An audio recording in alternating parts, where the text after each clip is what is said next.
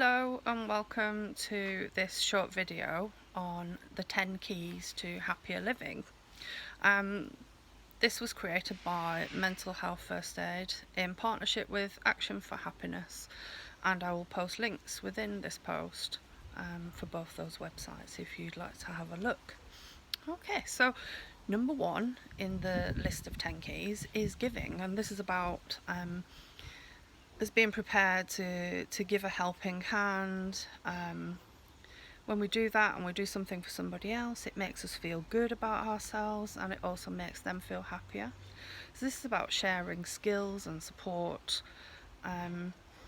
So we might, it might be something simple like going around and spending half an hour with somebody who's suffering a little bit with being lonely, or it might be babysitting somebody's children in the family for an hour or so to let them get some rest. It can be anything really. And then the other thing is just asking friends, family, colleagues, how are you? And listening unjudgmentally. So listening kind of without interruption and putting your point of view across. So just letting them get things out. Okay, so that's what we'd call giving. Kind of links nicely into relating. So while we're doing that, we can strengthen our connections. And while we're doing that, it'd be really good if we can put the phone away or turn it onto silent mode just to cut out those distractions and give somebody your total undivided attention. Whether that's meeting somebody you haven't met up with for a while, just having a chat on the phone, just relating and strengthening those connections can make us feel happier. Okay, exercising. I'm sure that most of you have heard that exercising can provide that endorphin boost, which can make us feel good about ourselves. And we always tend to feel better if we've done that bit of exercise. We've not procrastinated, we've got on with it. So, walk in instead of using the car. Scheduling some exercise in, whether that's gym or swimming or running. It can just be dancing with the kids in the kitchen, having a short walk with the dogs, anything. Just getting your body moving and getting those endorphins going. Okay. Awareness then. So I do talk about mindfulness in another one of my videos on my YouTube channel, Kathryn Louise, and the importance of it. But this is about having an awareness of things that are happening around you, giving yourself a break, just sitting and navigating your own senses. What can you see? What can you feel? What can you hear? Smell? And just switching off. And these regular breaks of mindfulness, or even doing meditation or visualizations, can really help us to combat stress, especially if we're putting that into our schedule regularly. Okay, so that's awareness. So trying out is number 5. So this is about trying new things.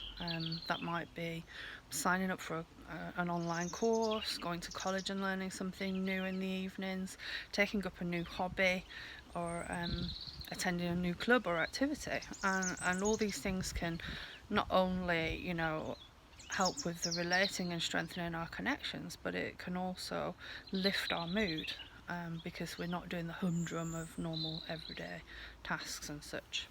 Okay, so number 6 is direction. So this is about working towards some positive, realistic goals that provide us motivation and that they're meaningful to us, not what somebody else wants us to do, but meaningful to us. So it's about what are we gonna feel happy about progressing with. And it might be linked to the trying out, and you've got a new college course or online course or an activity or club that you've joined. So it's about doing that and then celebrating your progress, and again, this can lift your mood. Okay, so number 7 is resilience, and I think we've all heard about how important resilience is. So we can't always help what happens to us, but we can choose how we're going to react to that thing that happens to us. Okay, and it's how we respond to it that can help us to keep that levelness in our behaviour and attitude to life. So the outlet might be talking, You might have a special friend or family member or colleague that you talk to. And if you don't find that easy, you could always try to journal. So have a book, write down your thoughts, like writing a diary. And, you know, I sometimes describe this as emptying your head onto paper. So all those things that are swirling around your head are out. So even if you can't talk about them, you can actually write them down. And the other thing is to take action to improve your resilience skills. Okay, you can Google lots of things on the internet, or other search engines are available. Number 8 is emotions. So having positive emotions about things can help us to build a buffer against stress, and it can lead to those long-lasting changes that help us to maintain our well-being. So the best way I could describe tackling this one is to realise what we're grateful for. And I actually use a journal which is called the 6-minute journal or 6-minute diary. I found it on Amazon. It's a really good diary which you spend 3 minutes in the morning and 3 minutes in the evening before bed just recognising what we feel grateful for, and then we think of a positive affirmation for the day, and what we've experienced that day that was great for us, and that helps us to focus on those positive elements of life and not the negative ones. So noticing what we're grateful for can give us that boost when we're feeling a bit meh. And then setting aside time for fun. Okay, who doesn't like having fun? And I know it's difficult to try to schedule that kind of thing in, but if we really do make an effort, you know, that can help as well. Alright, so number 9 is acceptance. Okay, and that's about, you know, I hear it so many times, people wish they were someone else, or wish they had the life of someone else, or you know, they're just not, you know, and this links in with the gratitude thing. If we have positive emotions, we perhaps can accept where we are in life and where we are. And it's about, you know, these negative thoughts and feelings can really get in the way of our happiness. So, you know, trying to shift our focus into what we're grateful for and being accepting of where we are at this moment in life. And then being kind to ourselves when things go wrong, so we don't blame ourselves and make ourselves spiral, you know, even deeper. Okay, so we need to shift our focus away from what we can't have and don't have to the things that, you know, we can have and do have.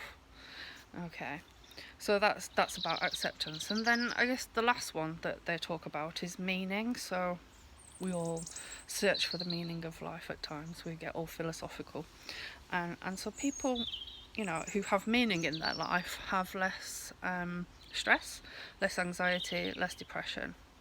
Okay, and all those other things I've just talked about can help with that. But, you know, in thinking about this one, it's about prioritising spending time with those people that really do bring us positivity into our life, make us smile, make us laugh, where we get satisfaction from doing things, you know. So we prioritise the activities and people and our beliefs, I guess, that give us the strongest sense of purpose in life. And, you know, some of us may even volunteer, become part of a team, and in that way we can see how our actions make a difference to others. You know, I get great satisfaction out of doing what I can to improve mental health awareness. And, you know, some of you might have seen my other videos, and, you know, I was so nervous about going on camera in the beginning, and I think I'm getting a little bit better, but I'm not quite there, and I cringe when I watch myself back. But then I think, actually, you know, my delivery might not be perfect, but I might have helped to influence some other people to change some things. So, you know, that can give me happiness, and I always feel a bit of a sense of satisfaction when I've done something like that and I see the likes coming onto the Facebook or the YouTube channel. Okay, so just to recap then, the 10 keys to happier living. So we've got giving, we've got relating, exercise, awareness, trying out, direction, resilience, our emotions, acceptance, and meaning. and I will make a note of those in the post for you. And if you like, don't forget to check out those websites with the Mental Health First Aid England and Action for Happiness. You might find some more help and tips and advice there. Thank you for listening. If you've liked my video, please like and share it. I would be really grateful. And you can subscribe to my YouTube channel at Kathryn Louise. Thank you very much. Have a great day.